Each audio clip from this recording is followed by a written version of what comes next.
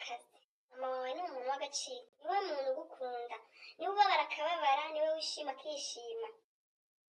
Ibaze ukuntu yagukunze, ibaze niba hari undi wagukunda.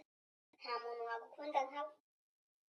Ibuka neza igihe wari urusoro mu nda ye ufite ukwezi kumwe, ukuntu yakugendanaga umushima mu nda, akicara agatwenga rwose avuga ati ikibondo cyanjye kiriho kandi ni kizima.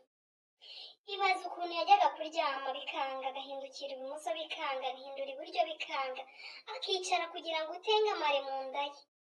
Ibaze ukuntu yabyukaga mu ma saa 9 na saa 8 z'ijoro akagendagenda mu nzu kugira ngo ukunde utekane. Nta wundi wabikora rwose uretse umubyeyi w'umumama. Mama wawe aragukunda, niwe ukora cyane kugira ngo ubeho, niwe ukora cyane, niwe ugusengera buri munsi kugira ngo utere imbere. Nta wundi wamuruta, nta wundi wamunganya.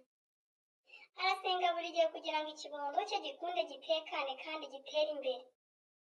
Ibyago byose aba yumva bitakugeraho. Mama w'umuntu niwe wumva yababara, ahubwo umwana we bagahora yishimye. Nta wundi rero uwo mvuga ni mama wawe wakubyaye.